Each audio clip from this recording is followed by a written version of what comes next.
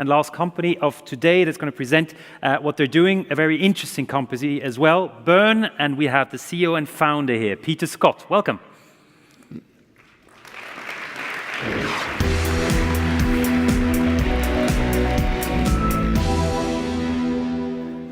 Thanks. It's a great pleasure to be here. Thanks to Swissecs for having me. 30 years ago, I went to Congo and I saw deforestation from charcoal production. And I got down on my knees and wept and said I would commit my life to saving the forests of sub-Saharan Africa through cook stoves.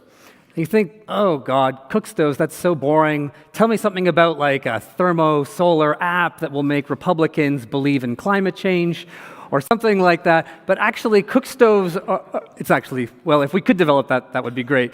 But cook stoves are really important. And even though it maybe is something we've been working on for many years, there's a lot of interesting new developments that I want to share with you.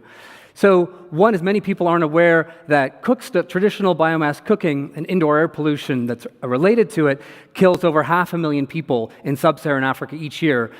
Traditional biomass cooking and indoor air pollution will kill more people than HIV, malaria, and tuberculosis combined. Well, maybe you don't care about people, they're just taking up room on the Autobahn. Maybe you care about trees. Well, trees, over 52% of deforestation in sub-Saharan Africa comes from cooking with wood and charcoal. Maybe you don't care about trees. Maybe that's blocking out your solar panel. So you don't care about people or trees. Maybe you care about money. So in sub-Saharan Africa, urban households spend between $200 and $500 a year on charcoal. Maybe you don't care about any of those things. How about climate? So with climate, 25% of black carbon is produced from household cooking. So this is a major overlooked, thought about subject. So back in 2010, I created Burn Manufacturing. I took my life savings to build a cook stove manufacturing company, which is now the most successful in sub-Saharan Africa. We've made and sold over 500,000 cook stoves. This has benefited 2.1 million people. It's reduced charcoal consumption by 56%, fuel expenditures by $150, PM and CO2 emissions by 65%, fuel costs by $130 million, 2.4 million tons of wood saved, and 2.5 million tons of CO2 avoided. What's happening in sub-Saharan Africa is really an economic and ecological catastrophe. Right now, overall, people spend $15 billion a year for 30 million tons of charcoal. By 2050, Africa will grow another Africa, and we'll have 1.6 billion people relying on wood and charcoal. So if we adopted this type of technology, we could help people save $8 billion. So there's a number of myths that people have about cook stoves. They say, well, people won't pay for a stove. These stoves sell for about $40, and we've sold, again, over 500,000 of them. They say if you buy it, well, they won't use it. It'll just end up getting thrown in the trash. This displaces 98% of the existing technology.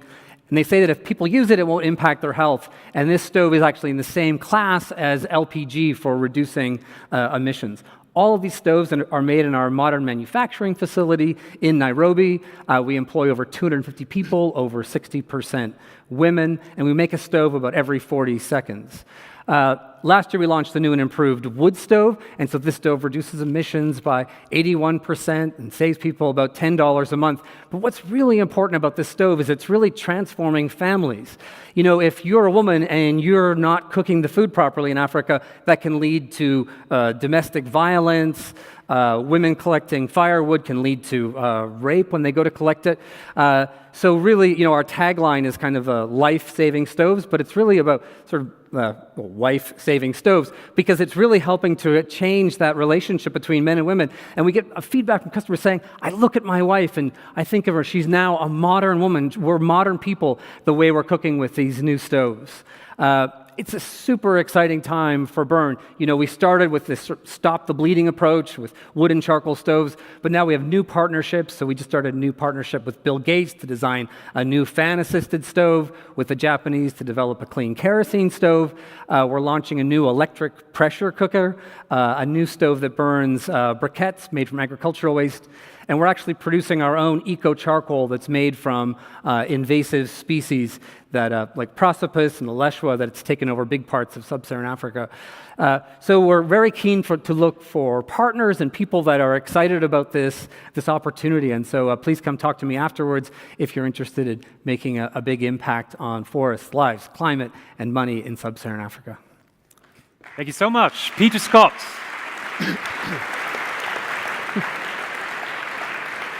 Thank you, and I dare you to find someone in here who doesn't care about all these things. Right. So it is a simple idea, but as you say, I mean, sometimes we don't need apps and all the technology to go with it. Just kind of a easy question, maybe. Where do you produce them? Yeah, in Kenya. So we have our manufacturing facility there, and eventually we'll build a new one in Ghana and Nigeria. So we'll serve sub-Saharan Africa and the whole world from manufacturing in Africa. People think you have to make everything in China. We're actually cost competitive with Chinese production. That's very interesting, because that would have been my next question. You know, it's like it's something to preach, and it's another thing to kind of make it happen as where you actually use them as well. Was that always clear for you that you want to produce them in the continent where where you can actually use them and where people can profit from that the most? Yeah, that was always a key part of my vision. I mean, the key part is saving forests, but a key part of it was saying that yes, we could do it in sub-Saharan Africa.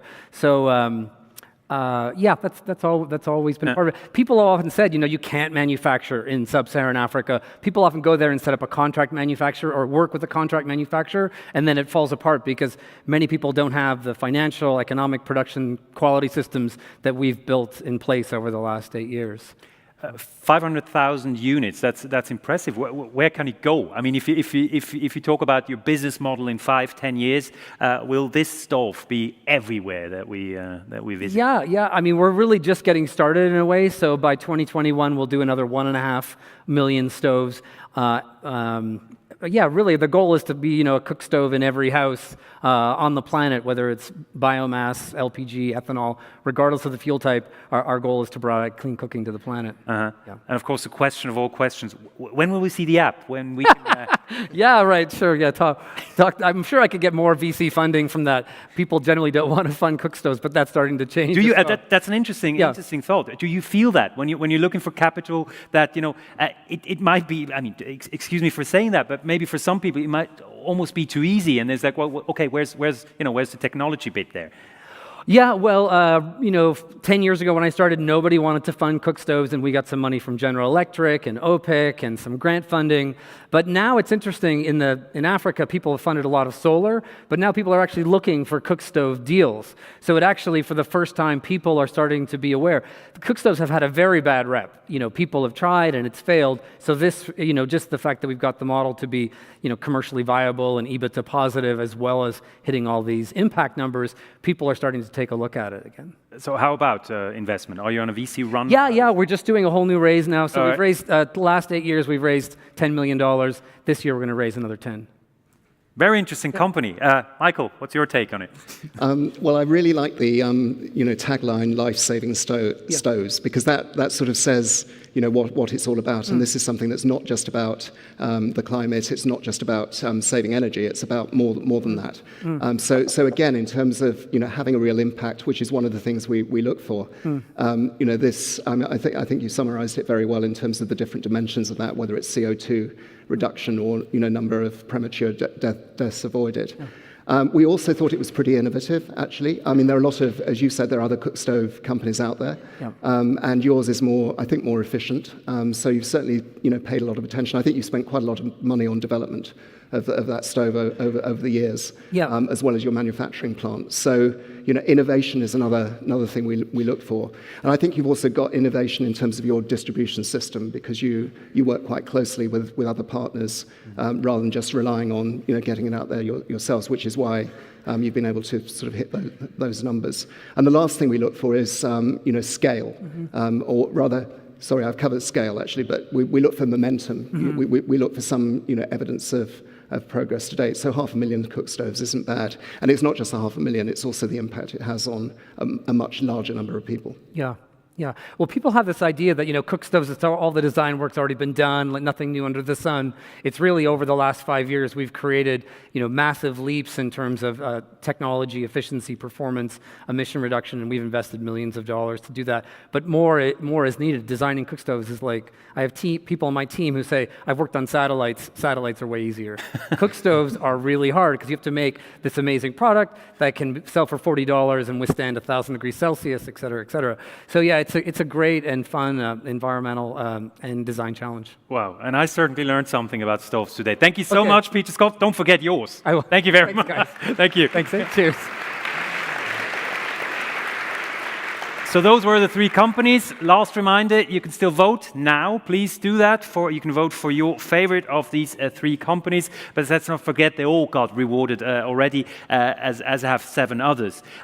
Maybe just a quick question before we can look at the result, Michael. It was quite interesting also. The kind of the huge wide areas that we're talking about, and if it goes from stoves through salt to electric vehicles, do you think that's going to widen even more in the future? I mean, we're talking about ongoing innovation and ongoing technologies. In 5 years, in 10 years, will we be talking about technologies that we have no clue about? I think absolutely we will. Actually, in terms of our research groups, about 18 months ago, we set up a whole new set of research teams. One focused on some of the technologies that we talked about earlier today, like AI, more digital technologies, so Internet of Things, AI, and so on. And we're starting to see those have a real impact on not just the energy sector, but the broader industrial sector as well. And another group is around advanced materials, which we think have got a lot of potential in these kind of markets. So they're just 2 examples of new things we weren't generally talking about as much, 3 or 4 years ago even. And I think that innovation is kind of speeding up, and it's coming from all sorts of different directions. And some of what's happening is coming from outside the energy sector, for example, but it's very relevant to the energy sector. And we shouldn't forget emerging markets, actually. I think, cook stoves is a great example, but microgrids, for example, in developing markets, they're one of the ways of getting power if you haven't got a good grid, or if you've got or no grid.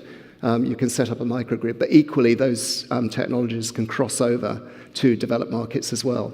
So I think developing markets, we shouldn't think of it as they are different, but they can be very innovative in developing some of the early technologies. There's more to come from all over the world, and the future's bright in that regard. And we're looking forward to seeing and hearing more about these companies. Let's have a look at who's your favorite today.